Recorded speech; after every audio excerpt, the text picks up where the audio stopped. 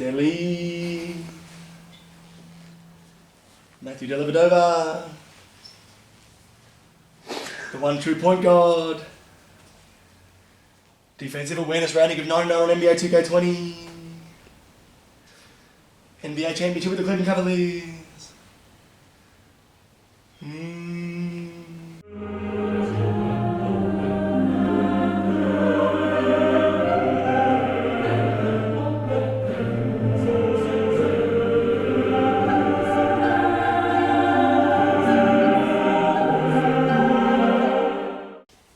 Brother Jim, are you here to pay your respects to the one and true Dalai Lama? No, sir. I travel from the faraway land of Woolloongabba to preach my one true God.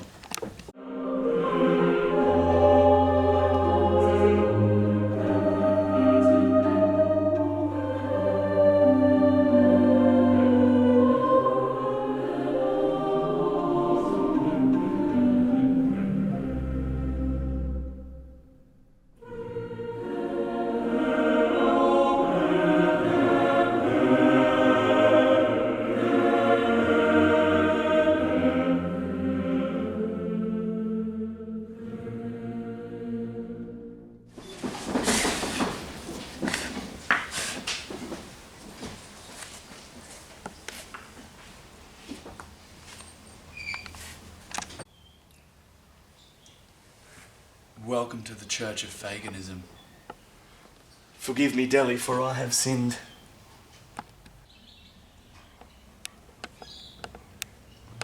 Do you see the light now, Brother Matthew?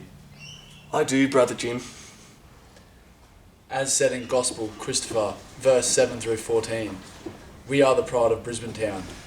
Don't you wear maroon, blue and gold? Yes, we always fight for victory. Like the Fitzroy Bears of old? Correct. Correct, son. In Fagan we trust. In Fagan we trust.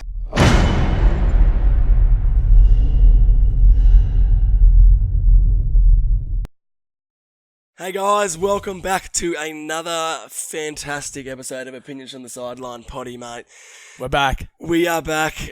I know you missed us, the People's Potty, mate. We had a small hiatus, mate, after our last trip. Jimmy struggled after that Melbourne trip, mate. He had one big night on the piss, and it sort of took him out for about a week. But I was done for a week. He went into hiding, mate, into hibernation for a week, and we couldn't get him out. But he's here now. We're ready to spit a bit of chat. Guys, I want to touch on first, if you haven't seen our last video, we went down to Melbourne for the weekend, Jim. We did a little vlog down there. We went to the MCG, watched the Boomers, the shitter Boomers game where they lost, and people paid $1,000 for plastic chairs. Look, we got a little bit unlucky on the first one. They had a better game after that, but they did. We had a good trip though, mate. It was a good weekend. It was good fun. Mate. A bit of a lads' weekend, mate. Few brunches, you know how it is. Yeah. Oh, definitely. No, it was very good. But go onto our socials, guys. YouTube, Instagram, Facebook. Check it Opinions from the Sideline. We've got the latest video there. It's a vlog. Goes for around 15 minutes. It's good watch. You haven't taken a look at this beautiful thing yet, mate. Oh, that was our prized possession. Few signatures from a couple of legends on the Lions team, mate. Very good. Any Lions fan? Look, we've got it on eBay for about $2,000. So if you want a new collection item, mate, look, yeah, good. Hasn't been worn yet, Jim. Yep, hasn't been worn. Holding its value. We do keep it in heavy grade plastic, Jim, as well. But look, we'll get into what we're doing now, guys. What we're going to do is focus on a lot of the AFL finals the first week. Yes. Do a bit of an analysis, break the games down. Yeah, well, the beauty is that now that there's only the 4 games a week, and slowly going to be dwindling to 2 games in 2 weeks. It's going to be easy to be able to cover these games in more depth. Absolutely, makes our job a lot easier. Oh, mate. so yeah, let's start with the first game of the week, there, mate. We'll jump in here. First game, guys. Thursday night footy. West Coast versus Essendon. So over in Optus Stadium there, with the 67,000 people packed in. MCG 2.0, as I like to call it, Jim. It's like the slightly smaller baby brother of the MCG. It's got and the lights and the sort of system and the media they have in the actual stadium. It's quite good. Good technology. It's a pretty cool stadium. They've done well, but it was an interesting game, Jim. Bit of a blowout. West Coast just dominated. I think they're in proper form, as we did mention outside of the potty here. Look, they did have that massive loss to Hawthorn. Yeah, so coming into the finals, they had a bit of a blip there against Hawthorn. They had a disappointing loss at home as well. Yeah. I think they came out a bit fired up and ready to prove a point. I still feel like, they've shown to everyone now that they are genuinely contenders. A lot of people did know that, but when you come into finals with a bit of patchy form, question marks are asked. But that's right. They certainly squashed those with that really emphatic win over the Bombers. But of course. Let's just quickly touch on. So Gaff. Andrew Gaff, Luke Shuey, yep. they're done. Guys like and Elliot Yeo as always, Jimbo. Yeah, so it's basically they're top midfielders. Yep. Obviously Elliot Yeo can go back as well, but they're just a gun team and they're strong, priming for finals. There's no doubt. You got about guys that. like Josh Kennedy, Jeremy McGovern, Darling. veteran leaders, Jack Darling as well. Like very good players. Yes. Who can just settle everything down a little bit. The good thing about West Coast as well is that. Obviously, they won a premiership with this team last season, but they've been a strong cohort for a while. They've had a lot of cohesion over the past 5 years. They're going to be tough to beat at any point in these final series. So they've got a lot to look forward to heading into that prelim. Spot on, mate. Look at you go. Yeah. All knowledgeable, isn't he? That's what you get here, mate. Do me 2 minutes of research. But let's look at the other side of the take. So we got the Bombers. Yeah, look. Coming into finals, how did you see their last sort of few weeks of the season, and how did you think that they were going to go? In this game? Look, to me, what was very noticeable is obviously the injuries. As everyone knows, they're very up and down. For me, what stood out was they had everyone sort of come back in for this game. To me, you have to have some sort of form before you're coming into a big finals game like that. So, especially against the Premiers from last year. So. To me, it let them down. No one really they didn't really click. They didn't have really any form coming into that game, and I think that's what really hurt them after that first quarter. They just didn't have the poise. Well, so let's just touch on that. So you got, obviously, Hurley just come back in. He did his shoulder. Yep. Heppel has been fighting a plantar fascia in his foot for a while. Absolutely. The list goes on. They've got some serious... Darcy Parish has been in and out Darcy as well. Parish has been in and out. So Francis... And you've got a lot of what people sort of forget about as well is, you've got Devon Smith out and elite players that's right. that have been missed the whole year. So...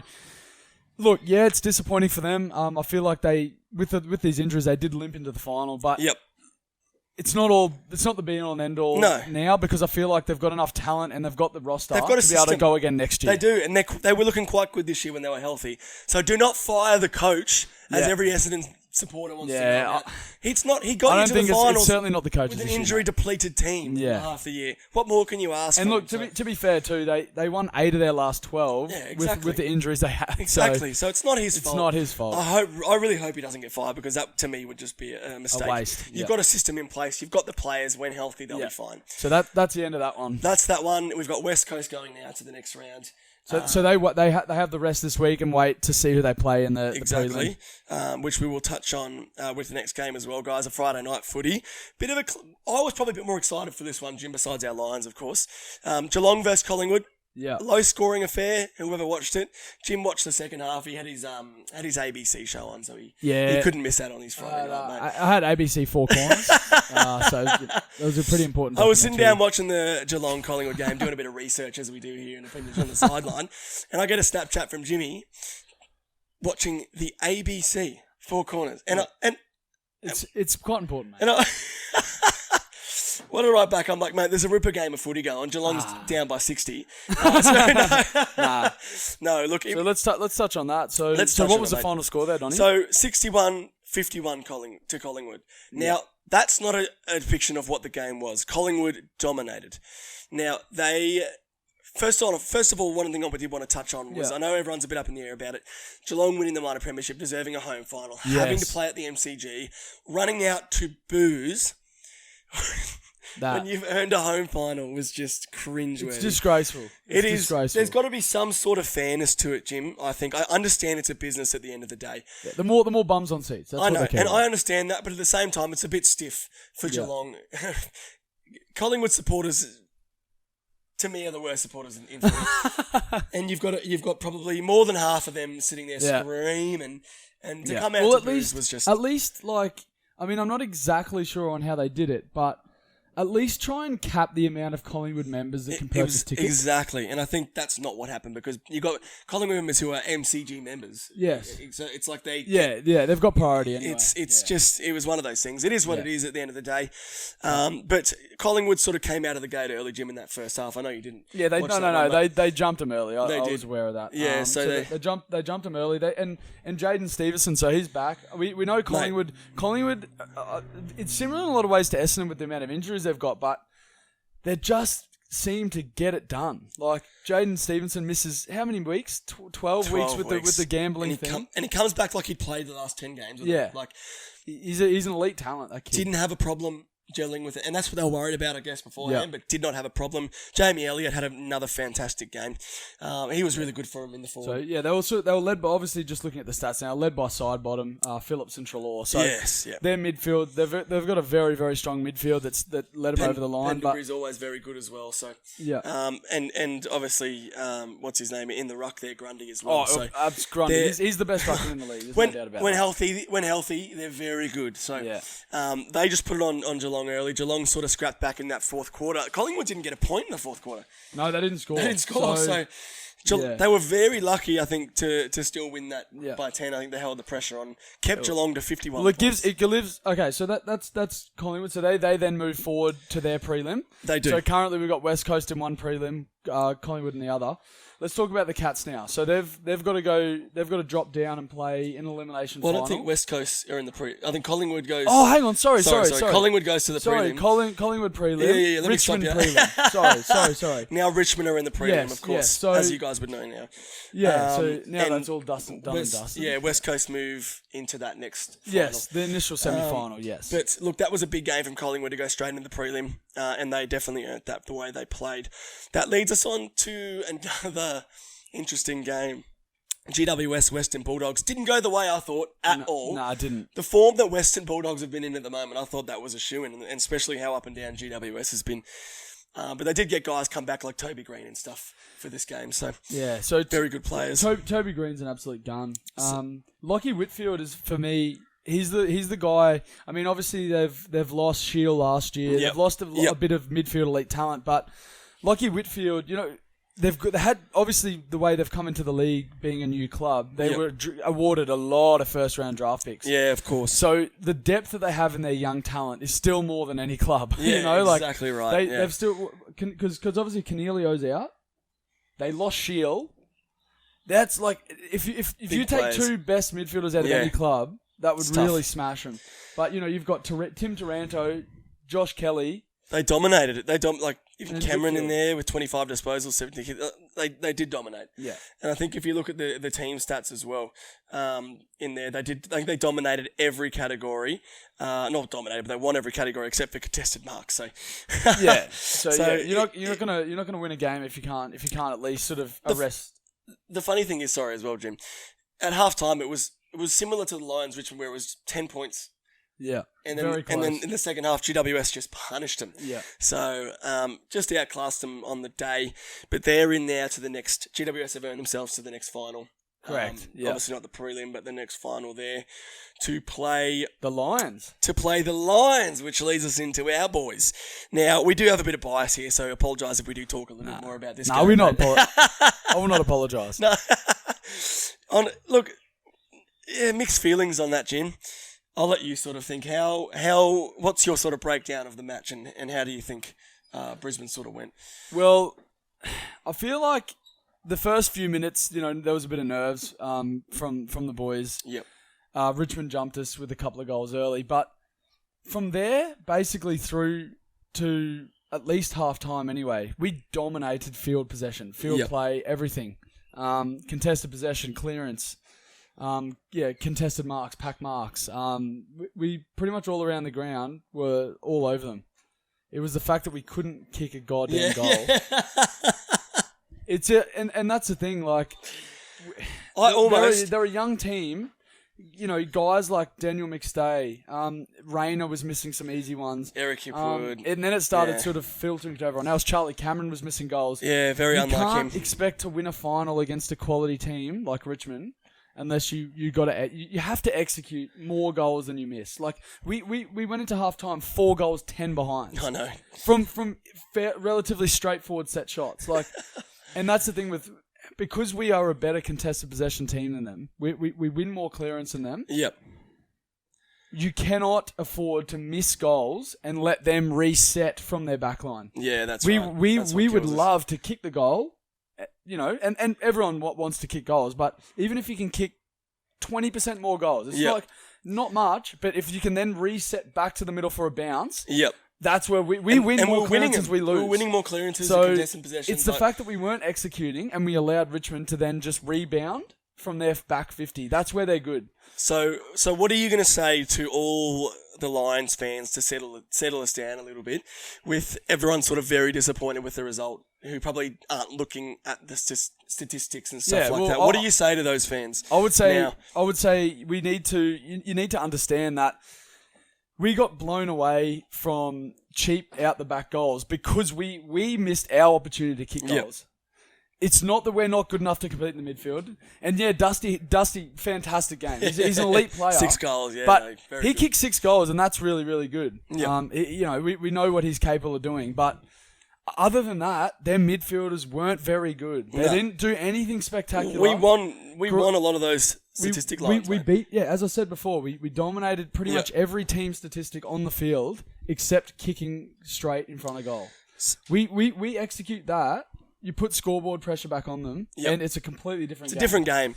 And I'm not going to sit here and blame the umpires for a lot for our game as well. So I don't like when you read stuff about umpire, but there were. Would you comment and say, Jim? Look, there were things there where I know they might have been 4 or 5 goals up. Little calls like that dusty throw to Rewalt and that right at the start where Eric Hipwood nearly just fingertipped Grimes and he fell over. Almost just threw gave his him a panty. hands up. That's pathetic. And he also should be fined for that. And also Dusty with Marcus Adams, where he was literally holding Marcus Adams the whole time. We'll play a bit of these footage as well, guys, while we're talking about it.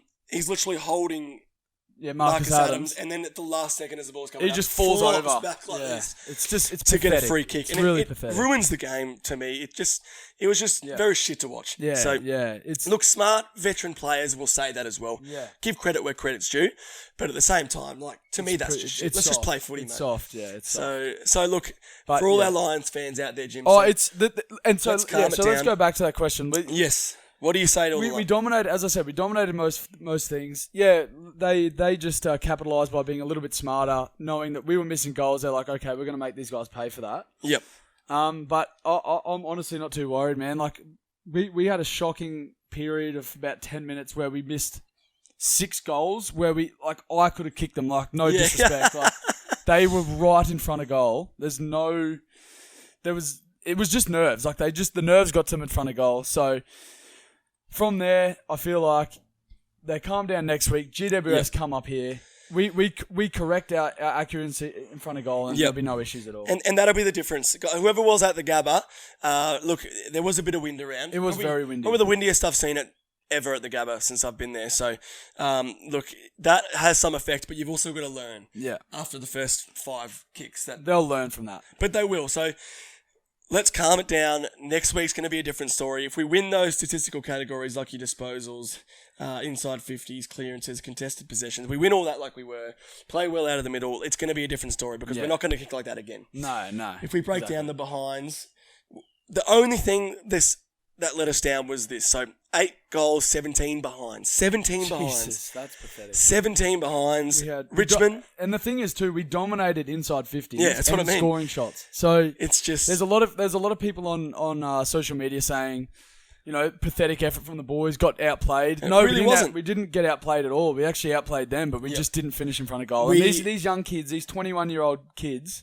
will learn from this, and they will come back and they will punish GWS at the Gabba. I can guarantee it. So at the end of the day, Jim, we just got to remember these boys are still young. They're learning. To go from 15th to 2nd in 1 year, it's just unbelievable. So stay with the boys, all your Lions. It's been an awesome year either way. Continue the ride, even if we lose on the weekend coming, mate. It's been a great ride this year, and we're just going to keep on getting around the boys. Definitely. And supporting them. Now, Jimbo, that's where we're at the moment. So what we've got coming up, guys, next week is the next round of finals. So we've got 2 games, Jim. Yep. We've got Geelong playing West Coast. Correct. Yep. That's at the MCG. These are all elimination. These are the so elimination. you lose, you're out. Yeah. So we've got Geelong, and West Coast instead at the MCG. At the G. Yeah, at the G. We've got Brisbane Lions versus GWS at the Gabba as well. Yes. Now, 2 obviously very important games. We'll sort of just quickly. We don't want to be too long for you guys. All right, let's start this. Quickly West touch Coast on it. Geelong. Who wins by how much? I've got West Coast beating Geelong, which is going to surprise a lot of people. Even at the MCG, I think they're very good at the moment. They've got a lot of good form at the moment. Geelong, I don't know how they're going to go at the MCG. So I've got West Coast by 20. Yep. Okay. What have you got, Jim? I've tipped West Coast as well. Yep. I think I'm gonna go a little bit different. I'm gonna say 30. Okay, a little bit more. A little bit more. I feel like it's going to be about a 5-goal margin. They're strong at the MCG. They proved that last year. Yep. And Optus Stadium is very similar to the MCG, so they're not going to be Very overawed similar. by the dimensions of the ground. Very similar. So Game? whereas we've got our Lions versus GWS now, I think we're both going to go Brizzy Lions. Yeah, mate. definitely. There's no. I think the boys are going to come back from that loss, learn, and it's going to be a way different story this weekend. Yeah, so I agree. Brisbane are going to win that, and that's what we're at the moment, guys. So we'll make sure the next week as well, we'll get an episode to you regarding where we're at with the finals there. But one last thing I want to touch on, guys. It's going to be a quick one this week. Just wanted to quickly touch on the AFL. But whoever hasn't been following the FIBA World Cup, jump on. The Boomers are 4-0. We're killing it, Jim. They're killing it. They're doing really, really well. They've moved up to second in the power rankings. I have been posting a bit in our social medias if you follow our Instagram. They've jumped up to second in the power rankings at the moment. They've beaten Canada, Lithuania, Senegal, and the Dominican Republic. Now, very good wins as well. Also very up and down, a few close ones, Jim. A few scary ones. So, look, they're in good form at the moment. We're playing tomorrow night, Jim. Okay. Against France. Yes, we are. So now, how do you think that one's going to go, Jim? I just want to quickly touch on this next game before we finish up. So just as a rundown, so our toughest in our initial pool, our toughest team to come up against was Lithuania. Yep. We got the job done against theirs. Just sort of, it was a close game. I think it was about 6 points. Yeah, it was. We look like we're going to sort of run into Lithuania again in this next pool. But they had a shock loss to France. They did. So this is what makes it interesting. So they're out. The coach has gone down. Do you want to swinging. touch on the comments of the coach there, Jim? Yeah, the Lithuanian coach has gone down swinging, saying now that he's at the Lithuania are out and done and dusted, he's gone. He's firing at the Boomers, saying we're playing like a rugby team. And we're too rough, and it's just like no, we're just better than you. no. There was the Australian Boomers have been known for one thing, and that's just hard work. Hard work beats talent when talent doesn't work hard. Exactly. That's basically how the Boomers have got it done. Look at you go, mate. That's very. That's exactly how it works. Bit of wisdom from old Jimbo, mate. Well, that's how they go. They set tough screens. They rebound the ball. Hard. They run the lanes. Exactly. They do all the little things you need to do to win, and there was nothing dirty about that win. So you're going to get nothing. Lithuania, easy us, so. Put that right up here. Mate. So. YouTube, so we apologise, YouTube. We come up against France now. So interesting game. So basically, Rudy Gobert, he's an elite NBA talent. He's a very, very long centre. So it's going to be interesting to see how we match up. Baines and Bogut are going to have to double down on him. And I want to give a shout out to Paddy Mills as well. He's third. He's third in scoring at the moment. Very good. He's had a really, really, really good World Cup. He saved us in a few games, playing 32.6 minutes per game, averaging about 19.8 points per game. So he's really been leading us. For a FIBA World Cup, that's very good. For a 5'11" shooting Also, guard. shout out to a fellow New Zealand over there, Corey Webb, still leading the FIBA World Cup in scoring, mate. Yeah, he's killing it. 25.5 a game. So quick shout out to Corey Webster as well. So but that. And as a commentator mentioned, I heard during the week, it has a lot to do with the NBL and the way the NBL's worked. Like, it's New Zealand. A lot of New Zealand players are NBL players, and a lot of Australian players are NBL players. Yep. The league's improved. The talent pool's improved, and it's now showing on the world stage that these NBL players can compete. And you got guys like Chris Goulding, Nathan Sobey, Nick Kay, guys who are coming on this. Mitch Creek, guys who are coming into this league now in FIBA World Cup and playing well and matching it. And beating European powerhouse like Lithuania. And you're exactly right. It's the fact that the NBL is just taking a whole another step up now. Especially with the addition of LaMelo Ball, who's going to be an all-star this year. No, I don't think so. I was like, what? No. That's definitely a joke. Please don't take that seriously. I hope he plays well. No, he will. It'll be very interesting. But guys, look, that's our episode for this week, Jim. Nice and easy, quick one. We're not going to make you guys sit down and watch 40 minutes of us talking absolute shit. But it's good. What we're going to do, the AFL is going to be obviously wrapping up very soon, Jim. So we're going to be moving on to the NBL, the National Basketball League, coming up as well. We've got the cricket. Heaps of stuff to talk about. Sorry to butt you off there. Steve Smith.